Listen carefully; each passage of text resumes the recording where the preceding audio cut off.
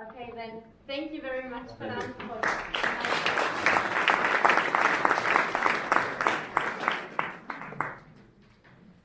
Okay, we come to our next project, the Zero Trust Architecture from the city of Kristiansund, Norway.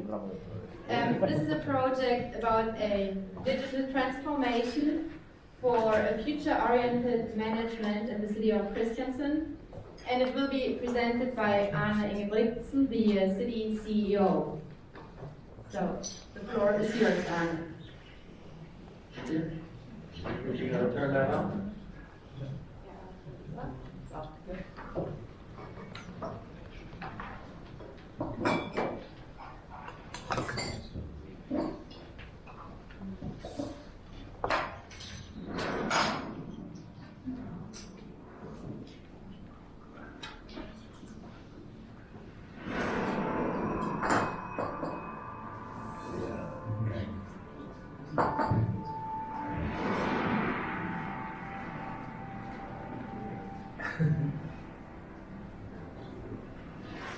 That's us.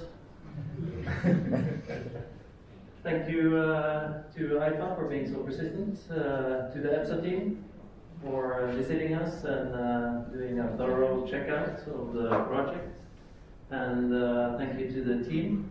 I have two team leads with me and their teams. Thank you very much. I was looking at this yesterday. New solutions, we all have that, to complex challenges. And we are a little bit different because we're trying to take away some of the complexity. Most of the projects I've seen today, they have, and yesterday, they have some sort of digitalization or IT flavor to it. And the main purpose for us in this project was to remove that complexity. This is a bridge in our region. This is where the James Bond movie is being filmed. Very timely since the UK needs to start spying again. And that was a joke.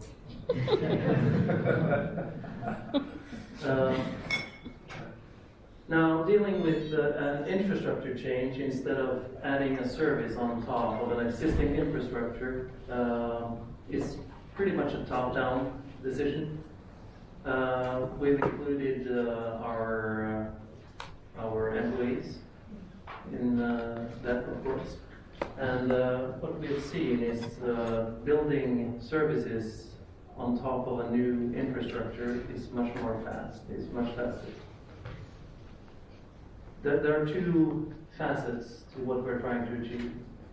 One is there is a gap between how we operate at home, in the couch with Netflix, and you get to work.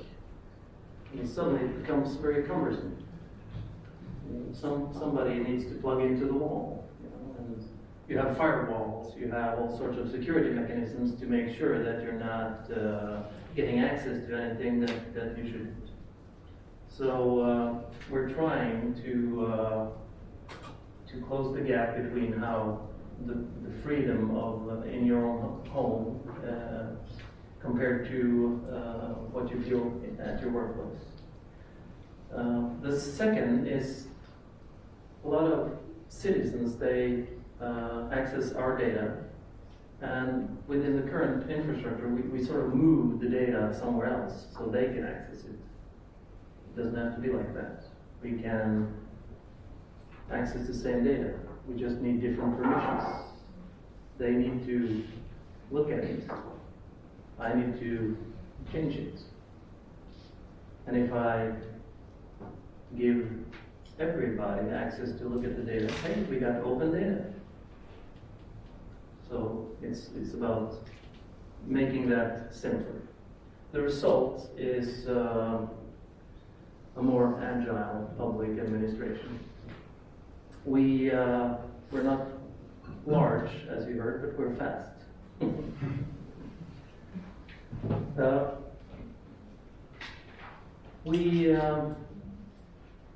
We're done with that initial phase of the project. I'm going to explain to you how it works in a moment. what we see is that we build things on top of the new infrastructure much faster. Like following up the sustainability goals from the UN. We were at the Eastern Partnership Conference talking about that a couple of weeks ago. Also, when the UN needed a way of reporting how they were following up on the United for Smart Sustainable Cities, we were already there when they arrived. And having an aspect of agility, it's easy, or it's attractive for our vendors and partners to use us as a showcase. So we're a global Microsoft partner for the public sector. You can read all about those on their pages. Now, we all have a server somewhere that we have to relate to. I'm now trying to paint a typical traditional office environment. We have servers, they have databases, they have applications, all sorts of things, and multiple people will have to access them, so we put a router on there. Multiple machines connected to the server. This building, I'm 100% sure it has the same thing. But we have another location that we want to attach to the main building or the headquarters or whatever you want to call it. We use fiber optics, for instance. And over in that new building, we need a new router.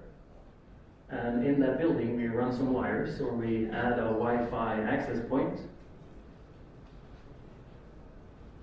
And then we have the computers that connect to this infrastructure. Then we have the user. You all have your passwords. And we want to access the internet. So we add a firewall to this so we can protect us from the outside. It's starting to become fairly complex. And this is a simplified version of the truth. So we are accessing the internet, and we want to access some cloud services. Now, in this environment, I have to trust every part of this system. Everybody. Out here, all the computers, all the access points, all the routers, everything. I need to trust that. And I can only do my thing, run my services, if all the components are trusted. Now, what happens when you start your workday? First of all, sometimes during, a minute after midnight, and 2 minutes after midnight, and 3 minutes after midnight, your Wi-Fi access point checks with the servers. Am I allowed to be on this network? And then you fire up your computer. Of course, the system is typically chosen by your organization. Typically the latest Windows flavor. I see several tablets here, which is good. You have an antivirus that is selected by the organization. The computer checks, do I have the software I'm allowed to have, to do my work? And also your browser. Sorry. And also your browser. You can only use Internet Explorer. You can only use Google Chrome, Firefox, etc. There are certain limitations in the way you are presenting your data to actually use the browser you want. And then you enter your password, and that also communicates with the servers and figures out, this person on this machine, on this software, on this system, on this Wi-Fi is allowed to be here. Fairly complex. And when you want to go on the internet, this user goes to the firewall. It has to ask the servers, or is this user allowed to be on the internet? And then it will let you out eventually. Add a printer to this. That has to talk to the servers. Am I allowed to be on this network? And when you want to print from this machine, it talks to the servers, and sends the job there, and that contacts the printer and prints it out. Very cumbersome and complex. And every time data passes wirelessly, we are encrypted.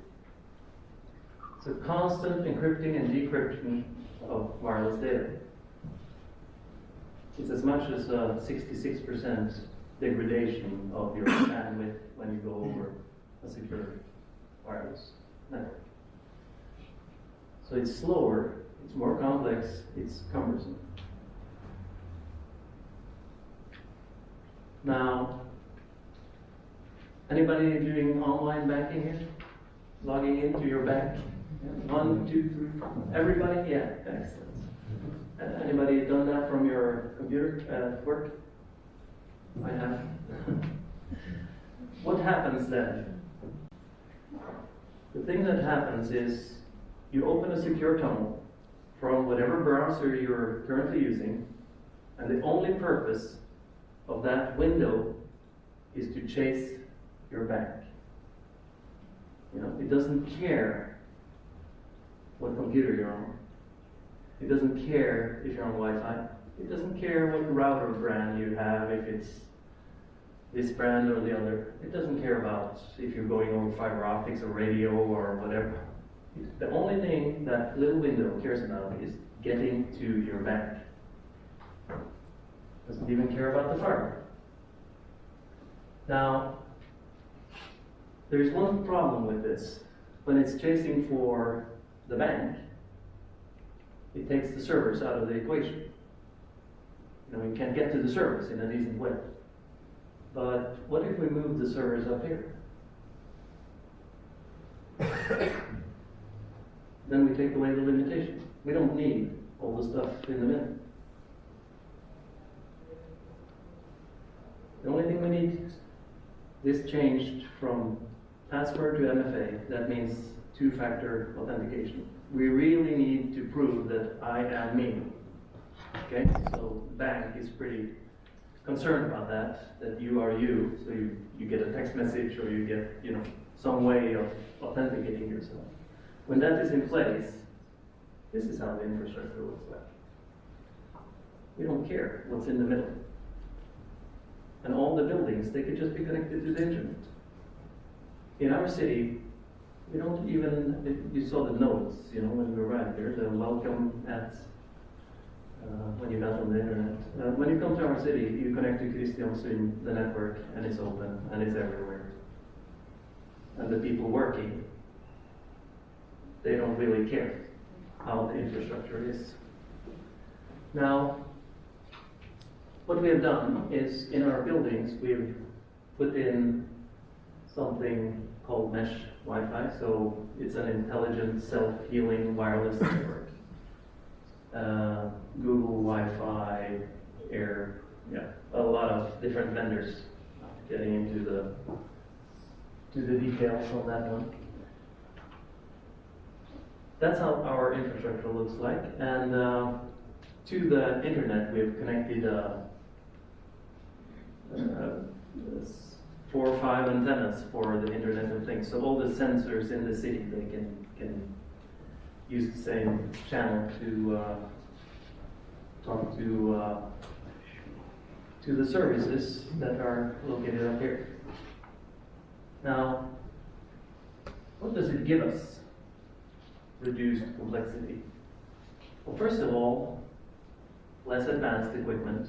We replaced the 600 euro Cisco routers with 200 euro off-the-shelf routers, because we don't depend on the high level of security that is making up most of the price tag on the reputable vendors. So we take down the cost. The cheapest computer we have running is 17 euros. Okay, that's just to prove that it works. Now, taking all that gear out of the equation, we also reduce the vendor dependency. We don't have consultants running in and out and looking at each other's, you know, looking after their machinery. That gives our IT department, that earlier you had to turn in your PC and then wait for 1, 2, 3, 4, 5 days, get it back. Now, our IT resources, they don't do that anymore. They focus on the quality of the network. That's the only thing we need, is a high quality network to get our job done. Taking out the complexity, we have less demand for computing power. I can take any of your phones now, any of your tablets, any of your computers, doesn't matter if it's old, and log on to our system, and I can approve things for the politicians, and I can look at medical records and all that from any of your devices. And working from the office or in any mobile situation is seamless.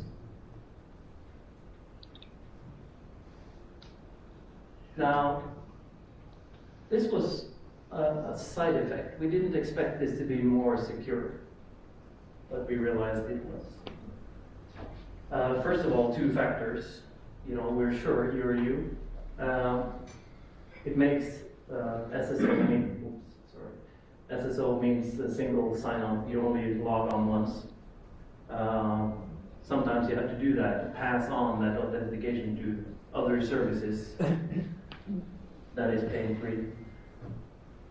Now, printing from a server that is somewhere on the internet was a challenge. We found a solution to that. So, I expect my prints to come down the hallway when I need to print. We now have one printer, 2,200 employees, one printer, a virtual one. You print there, you go to the nearest printer, scan the QR code, we know it's you, it's your phone that you're scanning with, printing comes out. No more medicine lists or patient journals floating on the printer because you get interrupted on your way to the printer.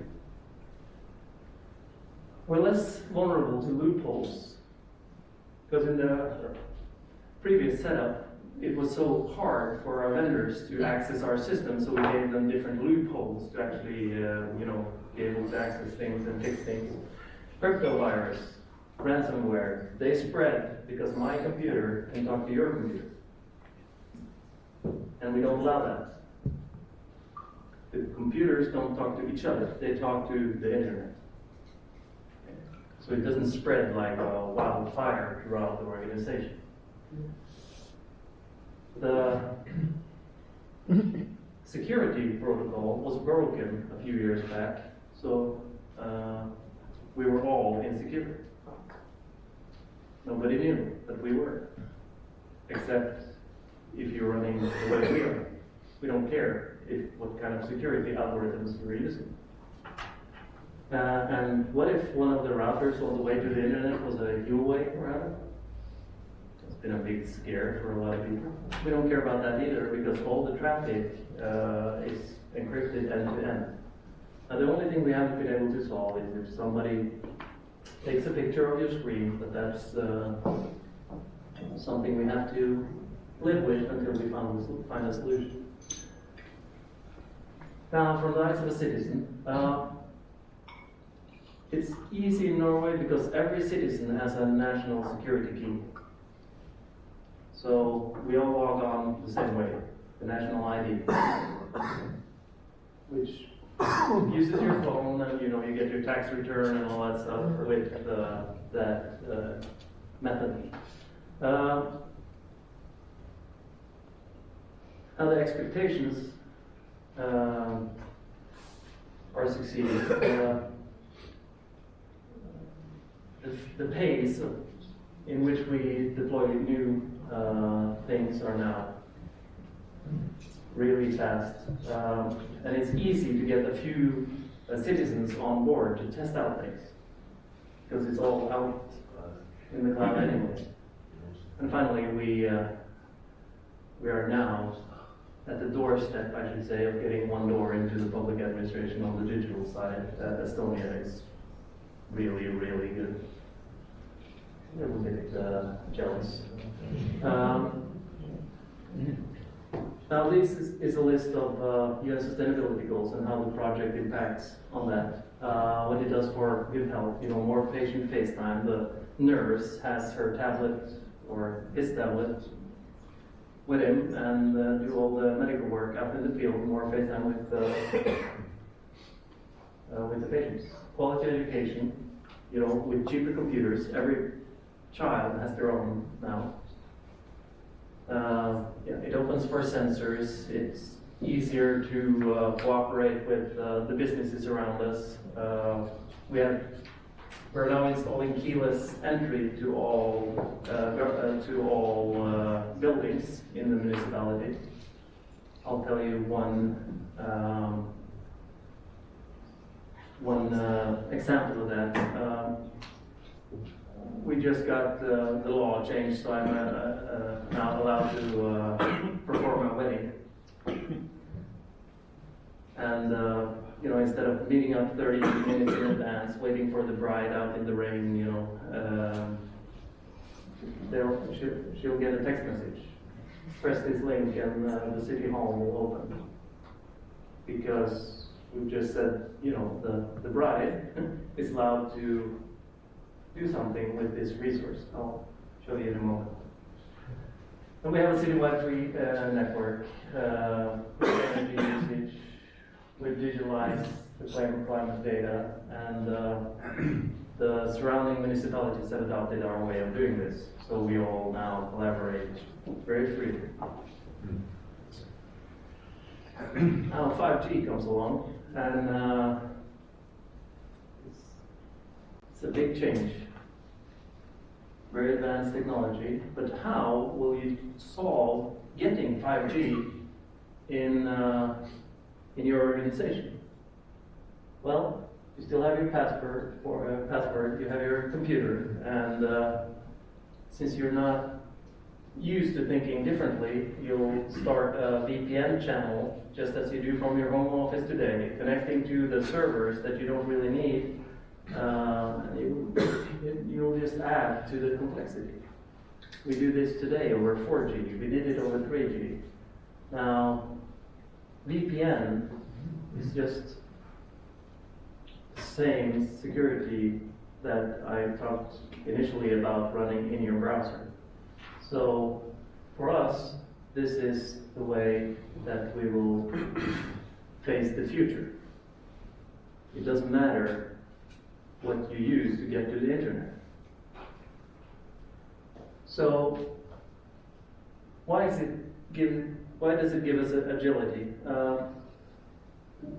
When the techies prototype things, the first thing they do is to try to add their thing to an open network before starting to deal with all the security algorithms. And we're on an open network. Now, viruses. What if we get a virus? Well, we don't really care about the computer, so just reset it to factory settings. I think it's F10 or something like that, and it will be brand new. Nothing on it. And I talked about the throughput degradation of the Wi-Fi. So, examples of this is, working from home is working from the office. Let me show you the door locks. Right now, this person needs to say, hey, I'm outside this door. It tells the server, hey, is this person allowed to open that door? Yes, door opens. Like the bride going in for her wedding. The other thing is, most consumer electronics, they are built to be in a house. You can move it from the kitchen to the bedroom, doesn't matter. With our approach, the whole city is one house. So when we do CO2, the air quality in this meeting room is bad, we put a sensor in there. If it moves from that kindergarten to a school to a nursing home, doesn't matter. It's perceived as one house. It gives us agility. And I was thinking about cost. It's important. So I had some details about how we're doing. We're saving about 200 euros per PC, saving about 1,000 consulting hours, 1,400 access points are cheaper, we throw out the routers, we can skip the firewall. It's about 65 euros per citizen per year, and we're a small city, so I multiplied it with the number of citizens in the EU, and it's 33.5 billion. Now, if you can do 10% of that, it would be fantastic. Maybe commission. But of course, there is a cloud cost. You know, moving your servers off the basement or your data center down the street, or moving it up to the cloud, it has a cost. But the cost is elastic. In our hometown, 50 people are watching us while we sleep. In daytime, we have 1,200 people working. Now, the 50 doesn't need as much computing power as the 1,200. So since it's elastic, you just turn off some of the power that you're using to run the system. And of course, it's how good you are at doing that defines how costly it will be to run it. So what has popped up? Now, 3,000 students, they are in a pain-free digital environment, open Wi-Fi, hey, everybody's happy. Nurses work on the move, and the innovation in our services has a much better environment to thrive. And we are attracting the best talent to our organization. The people earlier moving to private sector are coming to us. One of them came from the Nobel Institute, from the Moser family, the rats with the grid brain cells. And home-based care is and feels safer.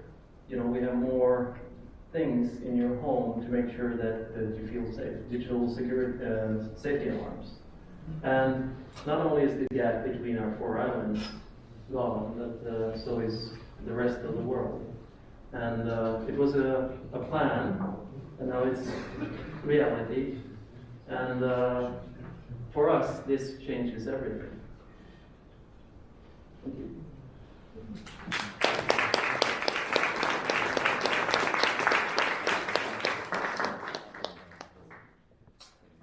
So thank you very much, Arne, for this very future-oriented presentation, I think. Are there any questions from anyone of the audience? Too techy. Yes. Sorry, I didn't see the other one. Where was that? Yeah. Yes. Please. Hi, thank you very much. My name is Fabrizio, and I'm working here at EPSA assisting in some of the courses on data protection. And looking at your presentation, I saw the two-factor authentication, and obviously it's GDPR compliant.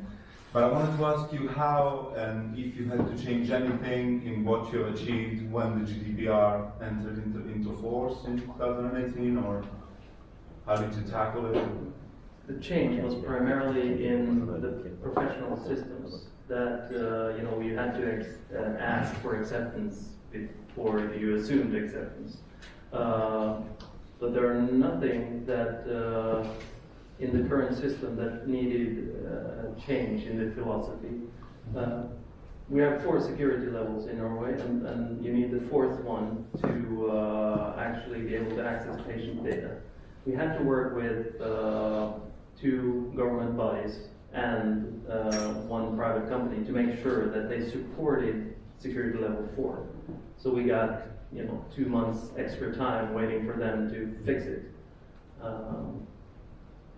But we didn't change anything. They had to support that security level. Yeah. Okay, thank you. Yes? Would it be difficult for you to change the cloud provider, like from Azure to Google or to Amazon cloud services? No. It'll take some time, but it wouldn't be difficult. They are pretty much running images of servers, and they are all elastic. Amazon is calling it Elastic Cloud. We are on Azure from Microsoft, but I don't see any challenges. The IT boss is also doing like this, but I have my words.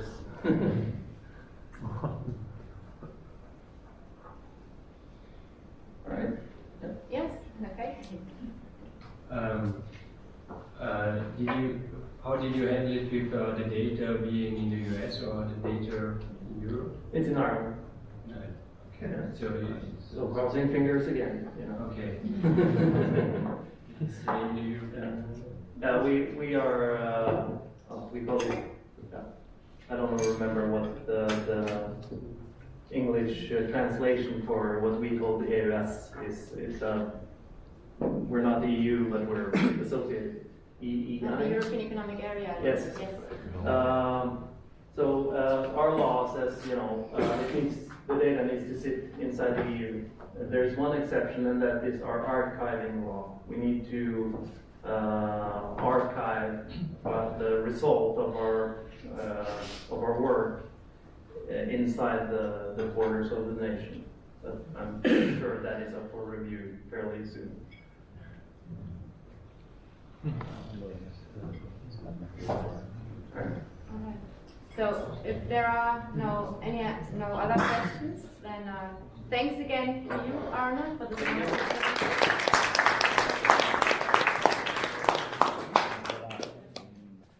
And we come to our next page.